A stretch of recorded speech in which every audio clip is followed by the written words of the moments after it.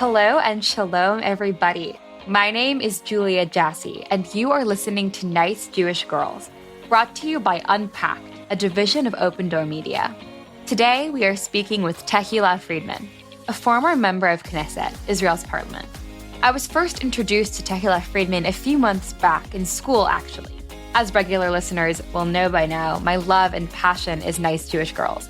But I also have a small side gig as an undergraduate student at the University of Chicago. Tehila Friedman came to speak at my school with my favorite professor, actually, in this panel about religion and Israeli politics. And she said something at this lecture that has not left my mind since then. You see, Tehila Friedman comes from this really specific background: a religious Zionist, an Orthodox Jew, and an Israeli, a feminist. Her experiences are distinct and often painted as at odds with one another. Too orthodox for feminism, too progressive for orthodoxy, too Zionist for progressivism. Because of that, women like Tehila are so often misunderstood, even by other Jewish people from different backgrounds. At this panel, she explained that often she feels that she has more in common with other religious Muslim women than non-religious Jewish women, and that this shared experience of empowerment through religious observance is so strong that it can unite across identities, that maybe this unity can be a powerful political tool for peace. Immediately, I knew I wanted to speak to Tehila, that she would be the perfect person to sit down with on Nice Jewish Girls. I wanted to ask her what it's like to have this often conflicting identity, especially in the Knesset, a political body already fraught with conflict as it is. I wanted to ask her about this idea of unity and understanding across religious and ethnic identities. I am so excited for you guys to meet her. Let's do this thing. Tehila Friedman is a program director for Shacharit, a think tank promoting a new social covenant in Israel. She just finished up her term as a member of the Knesset, the Israeli parliament. Tehila was a research fellow of the Kagod Research Center at Shalom Hartman Institute, where she also headed the Amiyut Research Group, where she worked to get diaspora studies into the Israeli middle and high school curricula. She is the immediate past chair of Ne'amanei Torah V'Avodah, a modern Orthodox movement promoting pluralism and democracy, as well as a board member of the Yerushalmit movement, a nonprofit for pluralistic Jerusalem. She was a fellow in the Mandel Leadership Institute and the director of the Israel office of the Jewish Federation of Central New Jersey, a grant officer at the Rothschild Foundation, and an advisor to Natan Sharansky. Tehila Friedman, it's an honor to speak with you today. Thank you so much for coming. Hi, it's a pleasure to be with you. Yes, it is a rainy day here in Florida, but you're over in Israel. How's everything there? Not rainy. You know, Israel summer. Though Jerusalem is a bit chilly. A bit chilly, yeah. It's definitely not chilly in Florida, but just to get right into it, can you tell us a bit about your background as a Jewish woman? What was the religious community like where you grew up, and what was your experience with Judaism as a child? So I grew up in a place called Kiryat Ono. It's in the center of Israel, not far from Tel Aviv. Because my mom is a history professor in Bar Ilan University. So Kiryat Ono is it's a boring suburb of Tel Aviv near Bar Ilan. At the age of 18, I moved to Jerusalem. I came to learn in a midrasha. Midrasha is like a yeshiva for girls. It was pretty new back then. The whole phenomena of Orthodox women going to learn higher Torah studies. It wasn't common. In my high school, girls were not allowed to learn Talmud. And after high school, so I went to do that. After that, national service, university, law school. And then again, I spent another year of Jewish studies. And then, I started my career. So in terms of background, that's a background. That's incredible. So you had mentioned that this was a kind of a new thing where women were going to study Talmud and going to study after they graduated religion. Did you face any backlash from your community? Was it a hard transition or was it more embracing? First, I think my parents were like, why do you need that? Like, what's the point? Why it's so important for you? It's not like I didn't get a serious Jewish education. But I wanted to do something more, and I wanted to do something that mainly boys did back till then.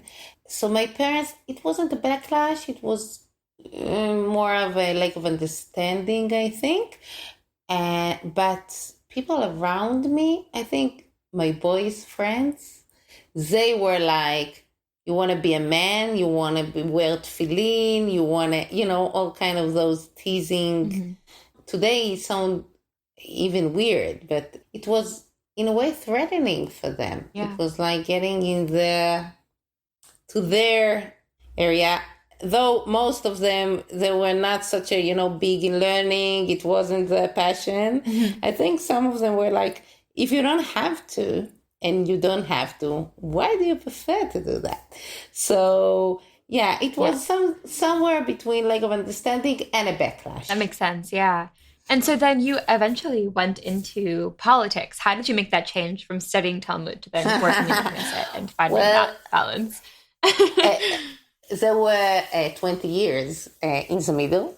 So I started in learning in law school. It was clear for me that I'm not going to be a lawyer. I wanted to work in some kind of nonprofit, civic rights organizations for something. So that was a starting point. And then when I finished law school, I was writing for a year in newspapers. I had a weekly column in 2 newspapers. And then I got an offer to come to work for Nathan Sharansky. He was back then Minister for Diaspora Affairs. And it was funny, he was looking for someone to write his speeches and articles. I got there because he needs someone who knows how to write. Yeah. Very fast, I became his advisor, and I got to learn about Israel diaspora relations and things like that. I was the only Sabra in the chamber. All the rest were either Russian speakers or English speakers. So it was interesting. Yeah. Anyhow, and then we moved to the state. I was working for the ADL for a short term. Then came back home working as a liaison of one of the Jewish federations. And at that time, I also started to become a social activist. Now I had my day job in Jewish philanthropy, actually. As my job, I become more and more involved socially. Social activism is already very close to politics. Yeah.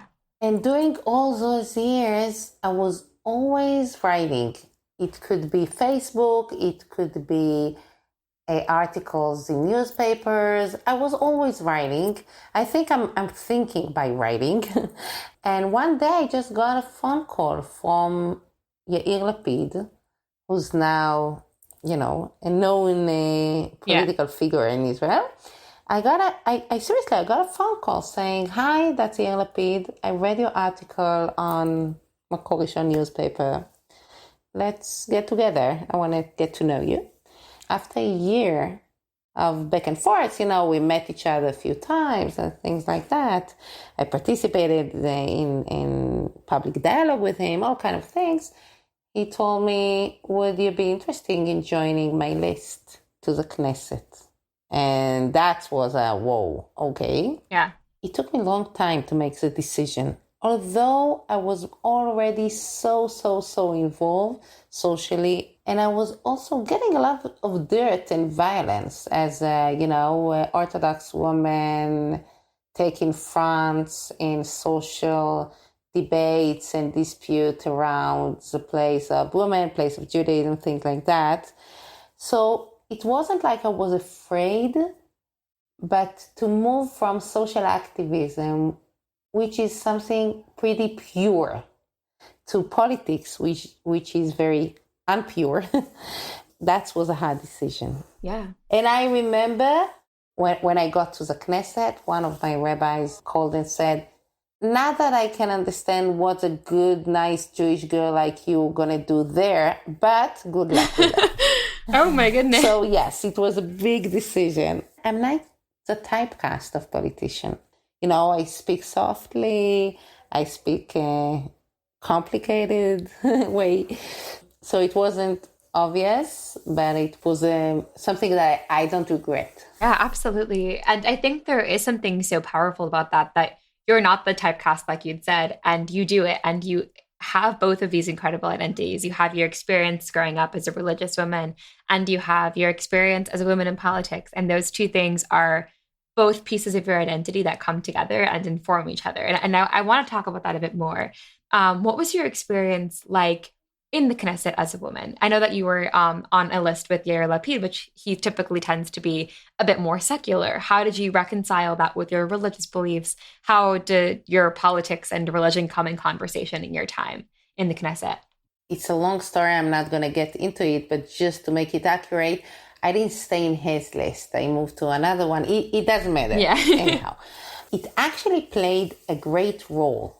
Both facts, that first that I'm a woman, and second that I'm frum, that I'm religious.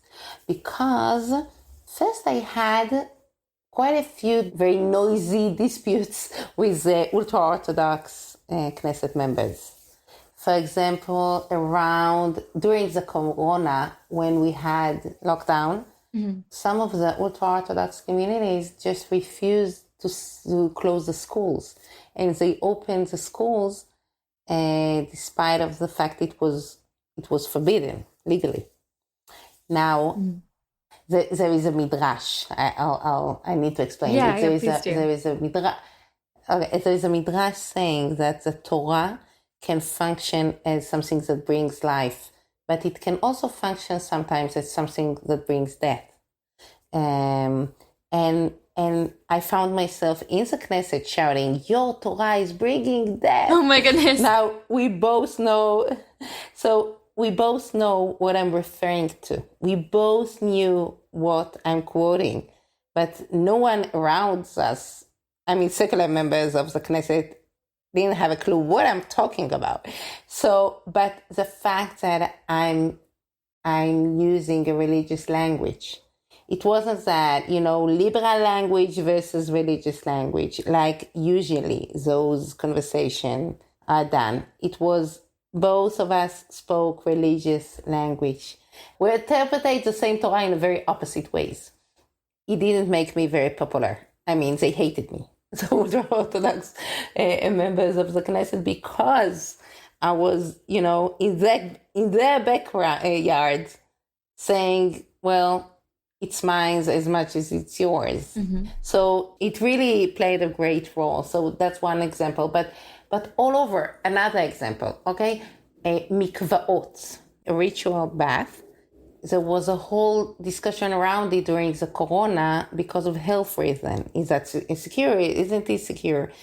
So in a very weird way, so the thing was how we make sure that religious women can go to the ritual bath, even though it's not Corona, fine. Yeah. And I was like, are you kidding? The whole point of Corona rules is to protect my life. So if you want to be for me as a religious woman, you're not supposed to help me go around the rules. You're supposed to make the mikveh, the ritual bath, very, very secure. That's the thing. Yeah. And they couldn't say, well, you don't understand. You don't know what I'm talking about. It's like, okay, I'm using that. I'm going there. Yeah. So the fact that I was both a woman and a religious and feminist played a great role in what I did. It's not the only thing that I dealt with, but when it came to those issues, this position was very, very special, I think. Being religious, being a woman, and being a feminist are three identities that I think a lot of young women are sharing with you. A lot of young women in the diaspora and in Israel. But I don't think it gets a lot of attention and recognition in the Jewish world and in the non-Jewish world alike. How is that beginning to change, especially in Israeli society? Were there female mentors before you, like Ruth Calderon, other people who had similar perspectives that you now share? And are there young women coming after you that you're working with to kind of empower in the same way? Today, I met a young Haredi woman, ultra-Orthodox woman from Beitar. And she came to me and she said, I was following you when you were in the Knesset. And it was such a hope for me to see that there can be halachic woman who's a feminist, who's a Knesset member. And she gave me a hug and I was in tears, really. She's young, she's 20 something. And she's coming from a much more conservative, small c, conservative words than me. And the fact it was so significant for her. Yeah. So I felt, well, there was a reason for me to be there. Look, it's becoming more and more common. I think 10 years ago, I was getting much more you can't be both. It's either being feminist or being Orthodox. You can't be both. And it's so tiring because I'm like, okay, so I nice to meet you. That's who I am. Like, what do you mean by you can't be? It came from both. It came from both sides. It's like from the secular side, it was, well, feminism is part of being progressive, and if you're a feminist, you can't be, firm. Yeah. You are not really feminist. And from the Orthodox side, it was, you are not really religious. And I'm like, well, I'm really both. I'm not the only one. I mean, that, tons like me. So Absolutely. Now it's more known. It's funny. There was a huge Facebook group. The name was, I'll translate it. I'm a religious feminist and I have no sense of humor. It was actually a very funny group. But the whole point was, every time I'm making every sexist thing that someone say, well, it's only a joke. Why can't you have a humor? So we called it, I'm a feminist. I'm religious feminist. I have no sense of humor.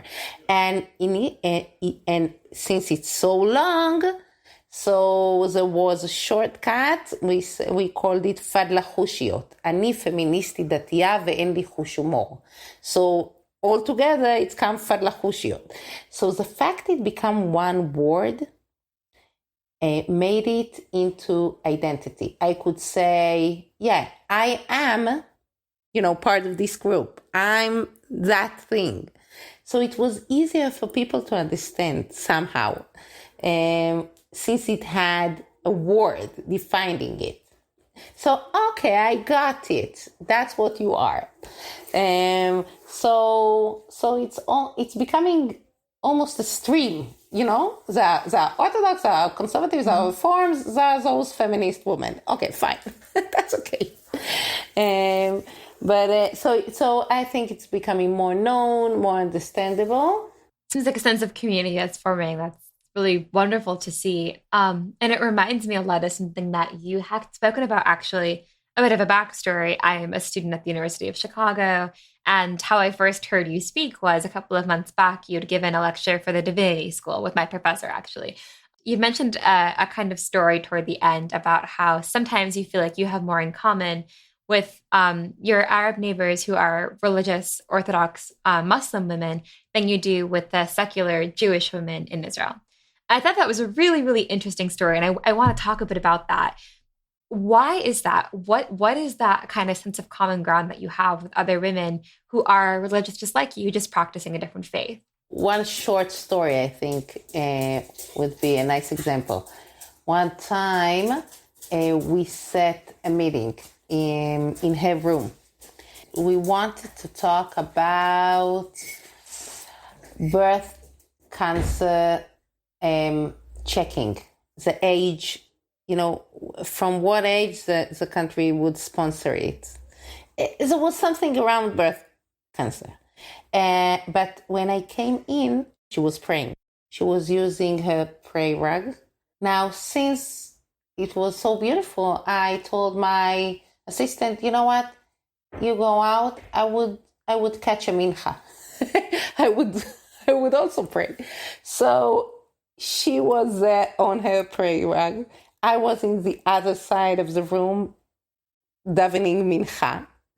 And there was there was a holy moment there, when her small chamber became like Bet Fila Lechol Ha'amim, like a place of praying. It was really beautiful. And then we sat down and we spoke about, breast cancer and checking. So now so that's one thing we had in common. We were people who's praying. That's a very strong thing to have in common. Yeah.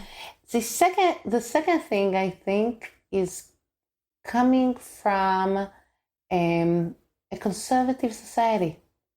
Means that the balance of we both had big families. I think mine is bigger. I have 5 kids. I think she has less. I don't remember.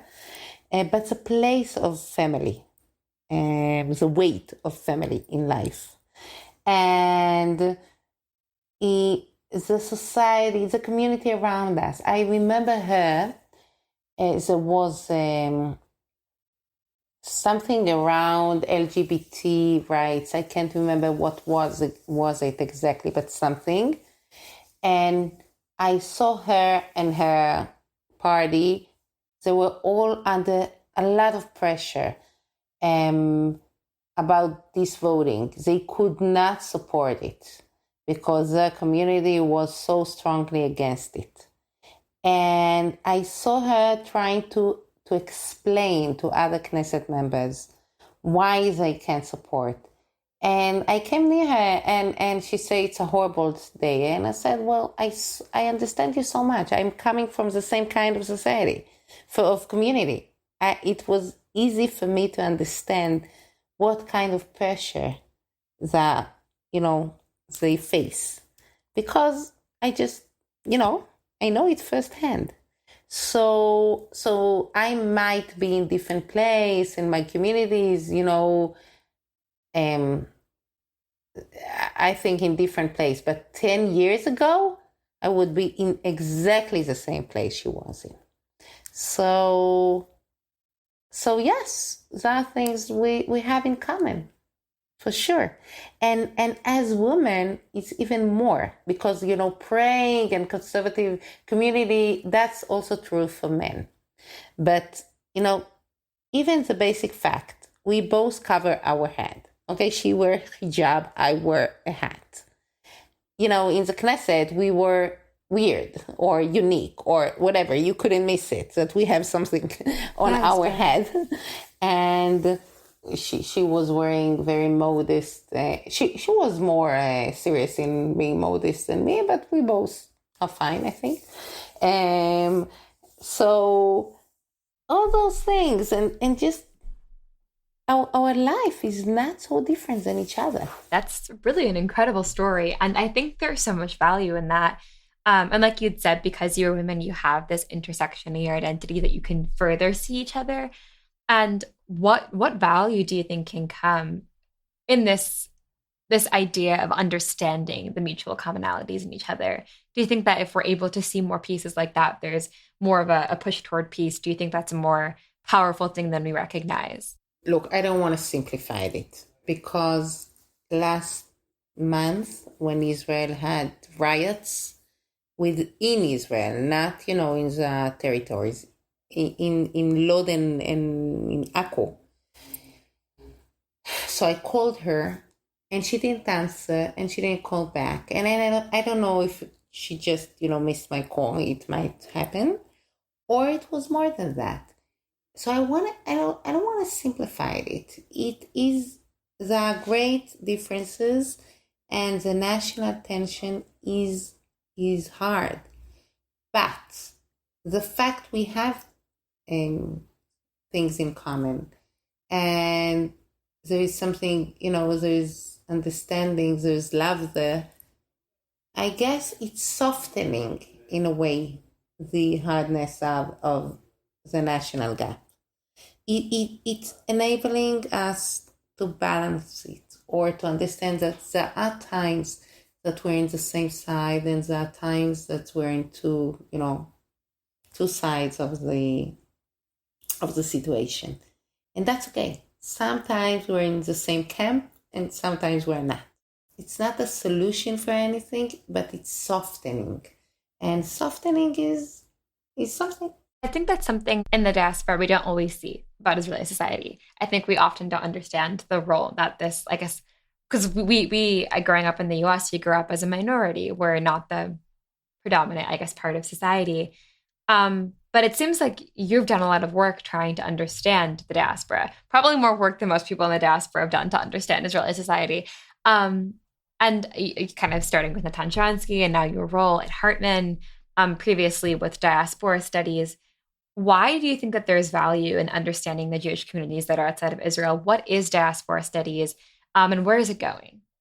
I think the way my parents brought me up, the Jews are my family. Mm-hmm. That like Jews are family of each other. That's the basic thing that it means to be a Jew, is to be part of the Jewish people. And for me, that's, the fact that we in Israel, so many times when we say we think we Israelis. It's on one hand natural.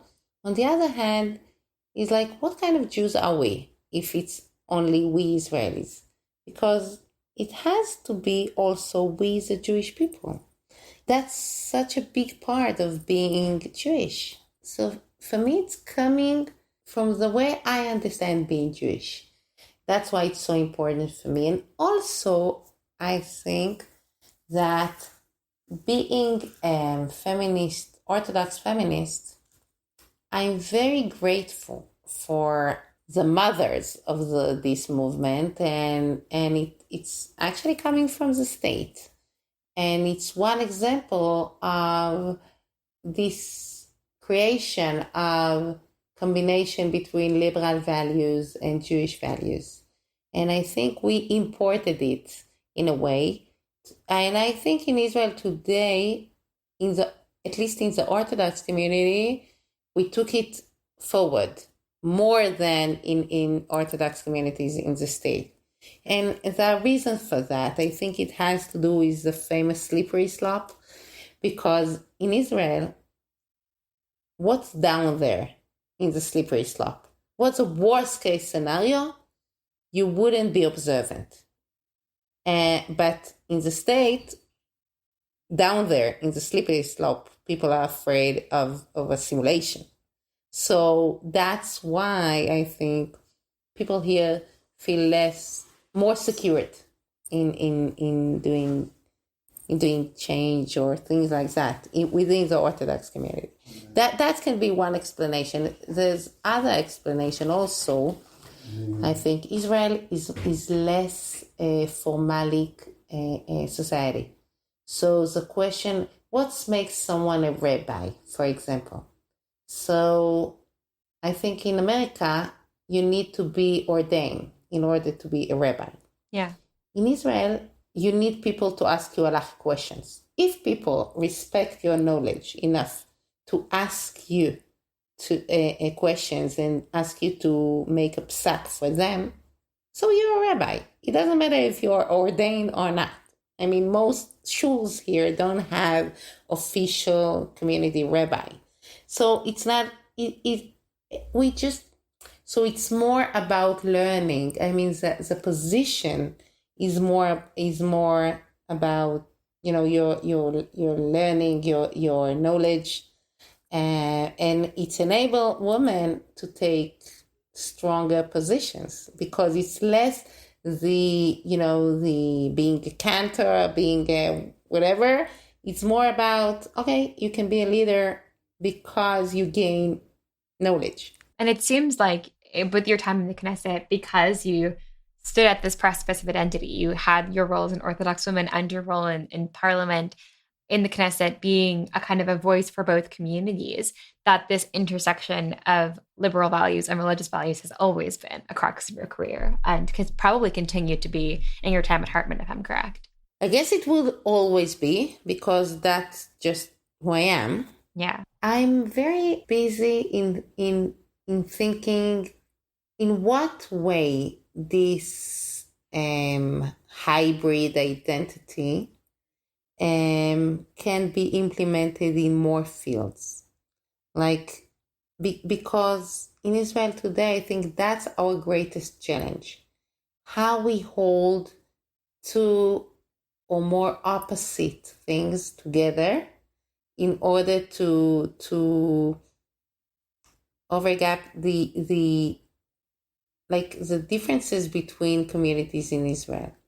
Okay, because it's so the threat for Israel, the biggest threat for Israel is internal fight, internal, not civil war, God forbid, but the lack of social cohesiveness. That's really a danger. We've been through 4 elections during the last 2 years. The instability is amazing. Okay, we failed in holding a government because of this internal tension. So it's not like, social cohesiveness nice to have. No, it's essential. We can't function without it. Yeah. So the ability to say it's not either or, I can be both, all kind of things, okay? It's not either or, liberal versus conservative, observant versus non-observant, even Jews versus Arabs. Like, how can we create a center that holds more than one value? Okay, that is a combination. And I think religious feminism is a good example, but it can't be the only one. How I want this podcast to function is a resource for everyone, especially young girls, but for everyone to feel like they have access to female mentors that they might never get a chance to meet or get a chance to speak to. It seems like for you, you're really a leader in this idea of not having to pick, not having to isolate pieces of your identity and fit them into boxes where they have been for history, but instead moving into the future, having the ability to take up as much space as you need to have the complete picture of your identity in progress. What's the advice that you'd want to give to women listening to this who are in similar situations to you, who are finding themselves at this place where they have to choose? What would you want them to know? What would you want them to learn from you? I think we're thinking about flexibility as something weak, as not being strong enough in your identity, in your place. There are times in life when you need to choose. Either you are a daughter or you are a mother. Okay, I have a friend now. Her mother is getting old. Almost every day when she go out from her work, she need to choose, is she going to visit her mom or is she going to go home to be with her kids? So it's kind of choosing, okay? Either you are a daughter or you are a mother. Is that really choosing? No. It's a certain time in life that her mother needs her more. So she balances it now in that way. And next year, God willing, she'll balance it differently. It's not either or. Even there were years in my life that I was more a mother, or at least I tried to be more a mother than a professional. And there are years in my life that I'm the opposite. That sometimes times in day or times in the week, if we can understand that there is internal flexibility and with all those parts of our identity, and it doesn't mean that we are not something. No, it means that right now I give more place to this part. And tomorrow it will be different. And it's okay. It's really, that's how life is. And it's not a compromise. It's a richness. And I think that's a whole, that's all the Torah on one leg. It's not compromise. It's a richness. Absolutely. And Tehila, it's been such an honor to speak with you and to have this opportunity to hear your perspective, your experience. You're an incredible inspiration for so many people. And I really am so thankful that you were here to join us today. Thank you. It was a pleasure. This was a really interesting podcast to record because I feel like I got this really raw picture of Israeli society, which is so different from what I've experienced in the United States. Here Tehila stood, this Orthodox Jew, this feminist, this progressive, with footing in so many different identities. I loved picturing her on the floor of the Knesset, arguing about Torah with another Orthodox Jew as a means of political commentary. Just grappling with the significance of that image is incredible. A woman who has studied Torah so extensively, but she can use it to defend the people she represents. A woman with this political influence. A woman in both of these spaces at once. Tehila is setting the groundwork for a new wave of Israeli politics, yes, but also a new wave of religious feminism. For so long, religious women, Jewish women, have been left out of the conversation of feminism. Orthodoxy doesn't always fit neatly into feminist spaces, and feminism doesn't always fit neatly into Orthodox spaces. But Tehila and women like her reject this division. They study Torah and politics. They fight for religious recognition and gender equality. And there's something about that I can't get off my mind. There's so much hope there. Tehila Friedman is so much more than a nice Jewish girl. She is a brave leader who embraces all of the pieces of her identity in harmony. And this, my friends, is where we'll leave you for today's episode of Nice Jewish Girls. Hopefully a bit smarter and a bit more inspired. I would love, love, love to hear your feedback and suggestions for other nice Jewish girls to host on this pod. Email us at podcasts@jewishnunpacked.com. And join us next week when we'll be speaking with Eve Barlow, renowned music journalist, Twitter provocateur, and impassioned and vocal Zionist. Nice Jewish Girls is a production of Unpacked, a division of OpenDor Media. Rivki Stern is our producer, and I am your host, Julia Jassy. Check out JewishUnpacked.com for everything Unpacked related, and subscribe to our other podcasts. I want to shout out a weekly podcast you might love, called This Week Unpacked. In 15-minute episodes, my colleagues Avi and Sarah explore a relevant and important topic in Jewish and Israeli news. Check it out and let me know what you think. And follow Unpacked at all of the social media places, like TikTok, Instagram, Facebook, YouTube, and Twitter. Just look for @JewishUnpacked. Talk to you later, ladies.